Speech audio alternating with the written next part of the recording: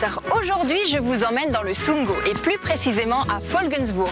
Je me trouve aux côtés de Max Delmont. Bonjour Max. Bonjour Delphine. Ça va? Ça va, très bien. Alors vous le connaissez sans doute, il est maire et aussi conseiller général et aujourd'hui on va le découvrir sous une toute autre facette puisqu'il va nous parler d'une très belle histoire d'amour, la sienne. Tout a démarré sur cette route, on peut dire. Oui, sur C'était cette route. en 1988. C'est cela. Alors qu'est-ce qui s'est passé? Alors, je m'arrête presque à cet endroit-là, et je cherche la rue de Delle. Alors ce qu'il faut dire, c'est que tu n'es pas alsacien Non. à la base. Non, non, non. Tu es en déplacement professionnel à ce moment-là. En vacances. En vacances. En vacances. Et Voilà. tu t'arrêtes, je ne sais pour quelle raison, Je devant cherche, cette maison. voilà, je cherche ma route et je m'arrête là. Pourquoi? Parce qu'il y a un homme sur le bord de la route. Je veux lui parler. Il comprend pas ce que je dis. Parce qu'il parle en alsacien. Il parle alsacien et je m'aperçois qu'il est sourd. Et pendant 10 minutes, je discute. Voilà, dialogue de sourds, c'est le cas de La le dire. communication ne passe pas, Voilà. on ne se comprend pas. Et la fenêtre là s'ouvre et il y a une jeune femme qui demande ce qui se passe. Et donc je lui explique que je cherche la route, elle descend et on commence à parler. Alors on parle de voyage, elle voyageait beaucoup et elle m'invite à prendre le café. Une fois que vous êtes dedans, vous buvez le café, mais c'est pas forcément le coup de foudre à ce moment-là tout de suite. Alors, pas tout de suite, mais on discute, et il y a une sympathie naturelle qui s'installe. On va dire le coup de foudre est venu au bout de 5 minutes de conversation. 5 minutes. Voilà. Et là, t'as rien à perdre. C'est pas exactement ça, mais on se connaît pas, je la connais pas.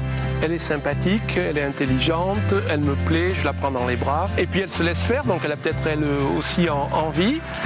En fait, tout s'est fait d'une manière naturelle, pas préméditée. Et c'est ça qui est exceptionnel. Exactement. De quoi vous avez parlé? Parce qu'en fait, elle ouvre à un inconnu. Voilà, alors on dit quoi? D'abord, ma route, elle indique la route. Et donc on parle qu'est-ce que je fais. Je parle que je voyage beaucoup, que j'ai un travail qui me donne, je dirais souvent, des possibilités de voyager tous les 3-4 mois. Je pars en expédition quelque part. Et ma prochaine expédition, c'est l'extrême sud marocain, que je connaissais un tout petit peu.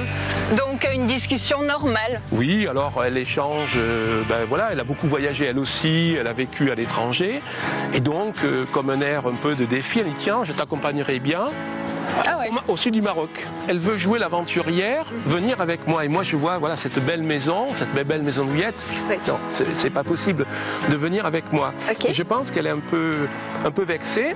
Et puis elle tient tête. Elle dit mais moi, voilà, je peux vivre, je peux partir des vacances à l'aventure. Ce qu'il faut dire aussi, c'est que c'est une jeune femme qui a beaucoup de caractère. Alors ça, je le vois tout de suite, c'est une femme de caractère. C'était une des premières personnes du village qui partait à l'étranger en voyage. Donc c'était quelqu'un de caractère. Je ne savais pas au début. Et donc c'est vrai qu'il y avait en fait peut-être 2 caractères forts qui s'affrontaient pendant 10 minutes. Et à ce moment-là, tu lui lances un défi et tu lui dis si tu veux m'accompagner, il faudra d'abord que tu relèves, comme dit, une épreuve. C'était quelle épreuve? C'était une épreuve. C'est-à-dire que je parle du manque de confort que l'on a dans le sud marocain, dans le désert. Bien sûr. Et entre autres, je parle de boire de l'eau. Il n'y a pas d'eau fraîche dans le sud marocain. Et je lui dis, mais est-ce que tu peux me suivre? C'est aussi vivre ces conditions. Et je me rappelle, je prends une casserole et je fais chauffer de l'eau. Et dès qu'elle est frémissante, chez elle, je mets dans un verre et je dis pour m'accompagner, il faut pouvoir boire ce verre d'eau chaude. Et comme elle ne veut pas céder, elle me fixe, elle boit le verre. Voilà. Et là, je dis bon. Et là, le contrat était signé, quoi. Le contrat est signé. En fait, je la prends dans les bras, je l'embrasse. Et comme j'ai pas reçu de claque, je dis voilà.